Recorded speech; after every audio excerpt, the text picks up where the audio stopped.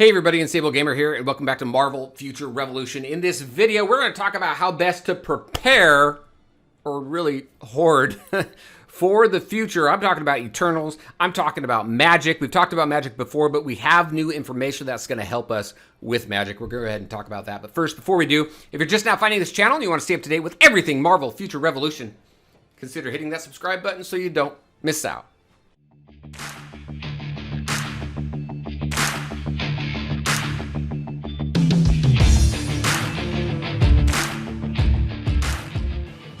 All right, and welcome back. Just a quick reminder, if you are watching this on my Unstable Gamer channel and you only want to watch Marvel Future Revolution content, I do have a second channel, Unstable Gamer Marvel Gaming. The link is at the top of my channel. Go ahead and check that out if you wish. Feel free to support me on my first channel as well, which we go over a ton of different games, new games coming to mobile and things like that also. All right, so let's talk about this. We're talking about preparing for the future. We're about the companion system, the new crafting systems and everything that we have coming in. And then we're going to also talk a little bit more about Magik. I did put a video about preparing for Magik together. If you haven't seen that yet, I'll go ahead and put a link to it up here. But first, let's talk about the Eternals. Then we'll go ahead and talk about Magik. The Eternals here, we have a bunch of fun and cool stuff, game-changing stuff really coming to the game, and it has to do with being able to reassign gear, being able to craft badges and things like that.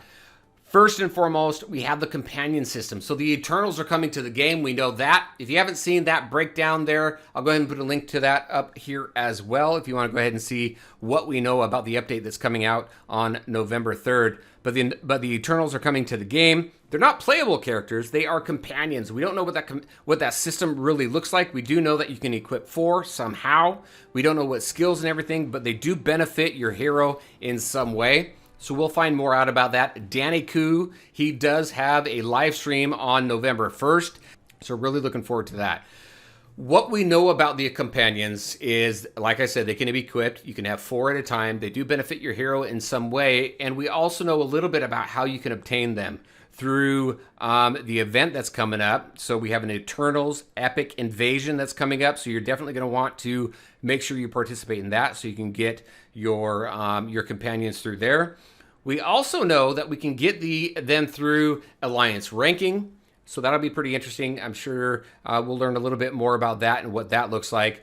But we also have the convergence box. So this convergence box right here, this is something that I haven't really put much into. I don't use it a whole lot. Sometimes I have particles and I'll go ahead and use them.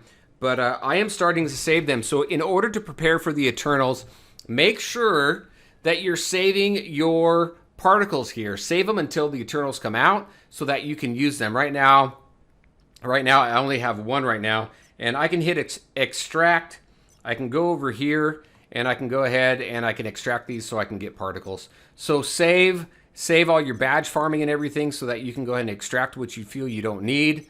We'll talk about saving some of these for the badge crafting as well. But there's a lot of things that you can use here to extract these particles so that you can use them. So you have a chance to get these companions out of this convergence box. I think this is probably going to be one of the most valuable things. You get some gold and stuff through this convergent box as well. But I think these companions, I feel that they're really going to be game changing and they're going to change the way the game feels. So definitely make sure to save up your particles. You can also go into the store here. And down here with your friendship tokens, you can purchase 1 token per week. It's 1,500 friendship points, so make sure you have enough. It is a lot. Typically what I use though in here, I will typically get my stable convergium and my crystallized convergium out of here. And now with knowing that we have companions that come from the convergence box, I will start getting my synchronized particle from here as well. Like I said, it's a little expensive. I would prioritize the convergium over the particle. And then if you have enough, go for the particles. Because there's other ways you're going to be able to get the companions. I'm sure you're going to be able to purchase some, things like that. But that's really kind of what we're looking for. Also, as far as badge crafting and things like that, being able to reassign gear, save all your 4 to 6 star badges because you're going to be able to use them. And I'm assuming a crafting system similar to what we already have in the game, where if you want to upgrade a 5-star badge to a 6-star, you're going to need 5 stars. I'm going to assume that, because that's what it is. That's what everything else is in the game as far as enhancing your gear. If it's different, we'll find out when it comes out. But make sure you save all your 4, 5, and 6-star badges. 6 stars is pretty rare. 4s you want to keep, and then I typically dismantle my 1, 2s, and 3s. So that's going to help in a couple ways. It's going to help you craft the badges that you want, and also give you enough inventory to kind of figure out how this badge system is going to work, because again, we don't know a whole lot about it. Also, it will give you enough badges. It'll give you enough materials to extract so you can get particles, so you can try and get companions. So definitely keep that in mind, as well as with gear, depending on where you are with gear and what you need. I would hoard all the gear that you can. Same thing with your cores. Right now, I'm going up to 4 cores. I'm not trying to go into 5 cores really, because it has such a low success rate. I just end up losing a lot of materials. So definitely keep an eye on that. So your 4 to 6-star gear, your 4 to 6-star badges, make sure you save that stuff. Hoard as much material between now and November 3rd. But this is also going to roll into Magik. So some very cool benefits that we didn't realize we were going to get until now. So when we have Magik come around, whenever Magik comes, we do know, the only thing that we do know based on an article that we had is that we would have a new hero by the end of this year. Not by the 1-year anniversary of the game, but by the end of this year. So we should see Magik sometime November or December. Knowing that and knowing what we have coming into this game, we have badge crafting, we can reassign gear.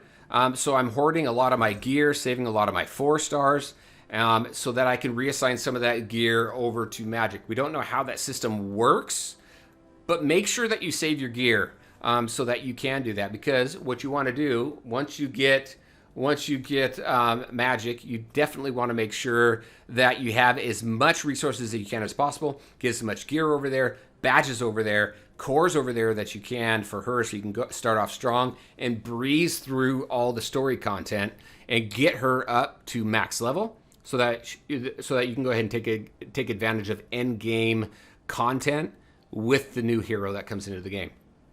All right, so with that, there's been a lot of questions around, are we going to get a 9th slot, things like that. One thing that I want to remind everybody of, there was an article that did say you will never have to purchase heroes. So when I think of that, I feel what's going to happen. We should get that 9th slot. Now, if you want to save that 8th slot of yours just in case until we see her and see how that works, based on what I've read, we should get that 9th slot, which means we should easily be able to go ahead and grab her, slot her in that 9th slot, go ahead and equip her, and start running through the storyline. Those are my thoughts and what I'm thinking. We'll see what happens once she comes around. Like I said, if you want to hold off to that 8th slot, I know some people are. Feel free to do that. And then once she comes into the game, that should set precedence for any new hero that comes into the game as well. But your typical MMO, they expand slots.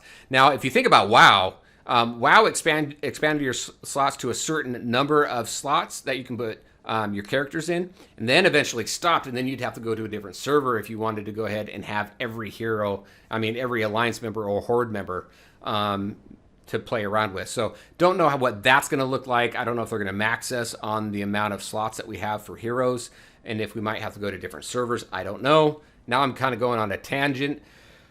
But that's what I'm doing right now to prepare these things. I think it's really going to make it easy for us to grab Magik and really work her through the storyline to get to end game content because of the mechanics that are coming to the game on November 3rd with the crafting and the reassigning of gear and things like that. So very excited.